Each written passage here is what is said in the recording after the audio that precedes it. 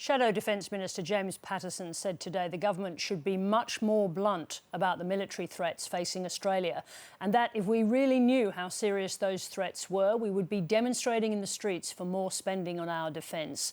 AUKUS submarines are part of that debate, following reports from the UK of potential delays in production. James Patterson joins me now. James Patterson, welcome. Thank you for having me. First of all, is One Nation going to run over the Liberal candidate in Farrer?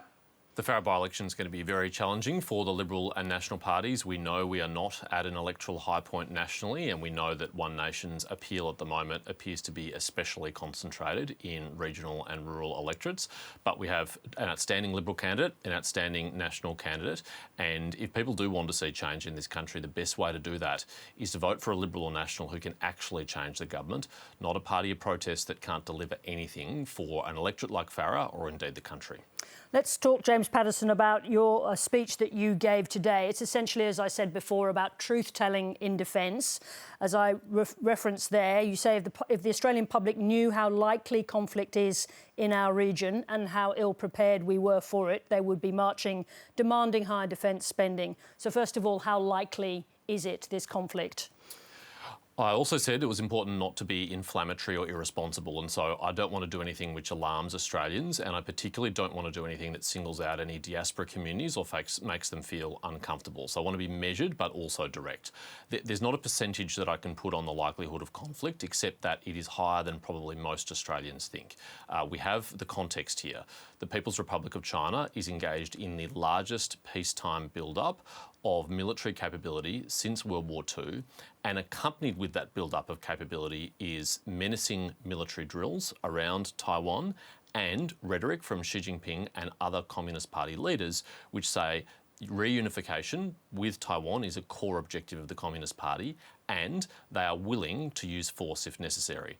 Now, I don't believe that Xi Jinping has made a decision to use force, but it is our national interest to discourage and deter him from doing that, along with like-minded partners. If candour is what you're looking for, then shouldn't you tell us, given those circumstances, the context that you describe, exactly what the coalition would spend to defend Australia, particularly, and on what capabilities? I should provide as much information as I can responsibly from opposition, but I also shouldn't be cavalier about making commitments without expert advice. So what I've said is that the best informed Australians, like Sir Angus Houston and Professor Peter Dean, two of the reviewers for the Albanese government's Defence Strategic Review, have both since said we need to be spending 3% of GDP on defence, and the coalition is committed to achieving that. The Albanese government has now shifted the goalposts. They're now using a different measure, which includes things like military pensions, which we never used before, but that accounting trick isn't a real increase in investment in defence capability, which is what we need. So we say we need 3% of GDP in real terms, not in pretend accounting. There's been a shift in the terms used by the US military about China, or maybe it's a shift rather in the analysis over recent years. This is how the commander of US the Indo-Pacific Command put it recently to the US Senate. China has ambitions toward a global military that will project power beyond its near geography to set the rules for every relationship across the globe. Is that what you see?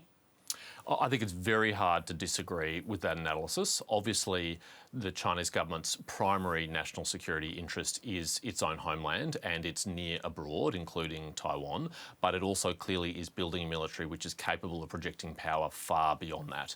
By tonnage and the number of ships, it now has the largest navy in the world. And I think history tells us that it's very rare for great powers to acquire such significant military capability and then never use it. Now, I hope that they don't use it, and we can help make sure that happens by working with other like-minded partners, Japan, the United States, the Philippines and others, who have a shared interest in the stability and peace of the Indo-Pacific. But we need to be doing more than we are now if that is what we want.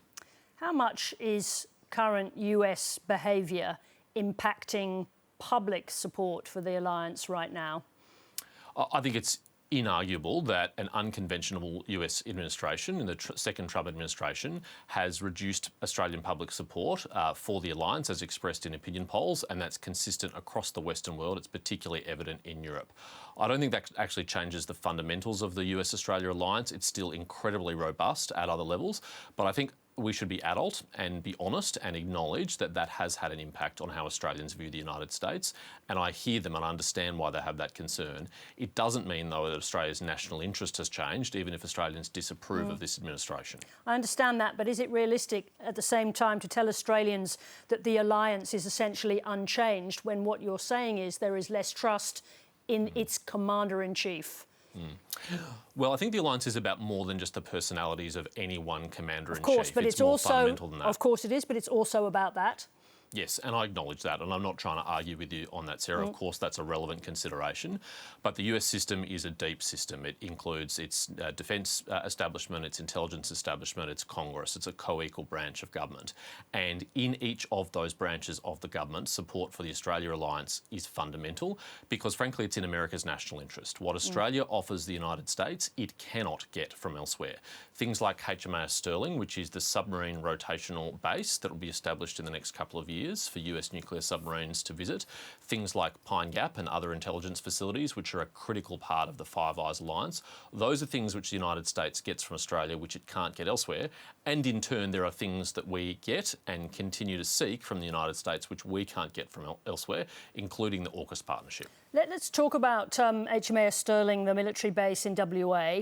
The same Admiral Paparo said about it recently, in fact, in the same testimony. He said it's on track for the US forces that will arrive there in WA next year. He said, we could be ready to operate a rotational submarine squadron out of Australia tomorrow. Do you endorse that assessment?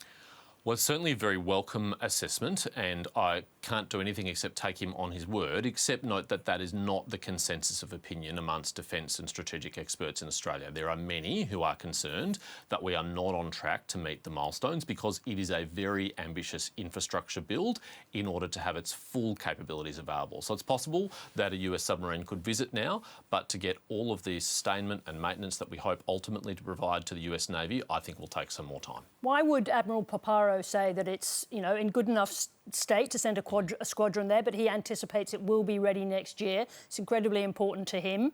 Why would he say that if it's as behind as you suggest it is? And Angus Taylor also, who today said the base is all talk and not enough investment. Well, Indo-PACOM is very bullish on AUKUS and very bullish on the alliance with Australia. They are some of our best friends and strongest advocates in the US system, and I'm glad they are positive and leaning in and want to do more with the United States, and I would never discourage them for doing so. I think it's in our national interest. But I think as Australians, we can also admit that we've got hurdles to meet. We've got work to do, and I don't get the sense of urgency, nor do I see the sufficient investment at a sufficient pace in order to meet all those hurdles. I want to talk about the reporting that's come out of the UK parliamentary inquiry into their involvement in AUKUS. The language they used is deeply concerning about delays in the investment pipeline. Now, you're talking about planning for contingencies now. Is that because you think that we are not going to meet those milestones and we need to make decisions now for acquisitions that will fill gaps created by AUKUS next decade? What we've heard from the UK Parliament is sobering, but it's consistent from what we've heard from congressional analysts in the United States as well, which is that AUKUS is achievable, but not on status quo policies, not without increased investment and focus and momentum. And so I want to both double down on AUKUS to make sure it is delivered, hopefully on time and on schedule, but also prepare for contingencies for any possible capability gaps that might emerge. Right now as a country, we are trying to engage in a life of type extension for our Collins-class submarines, which in simple terms involves cutting it open, upgrading the components and putting it back together again. And that's a high-risk activity which could involve slippage. And I don't want any capability gaps to open up, particularly in the late 2020s or early 2030s, at exactly the moment of the greatest peril, according to most defence analysts. So I do think we have to start thinking about possible contingencies of complementary capabilities that can help fill any of those gaps should they emerge. And what would that capability look like? You're talking about stealth bombers. Yeah, one idea I put on the table today, which I've encouraged the government to have a second look at, is the B-21 stealth bomber. It is a long-range stealth strike capability, which is one of the functions that a nuclear-propelled submarine would perform, and it has the advantage of hopefully deterring any economic coercion or military coercion on Australia's supply chains, particularly at the strategic choke points, the maritime choke points to our north and northwest. That's a kind of capability that could be an addition to a nuclear submarine capability, but also supplement it before it arrives. James Patterson, thank you very much indeed for joining us. Thanks, Sarah. Thank you.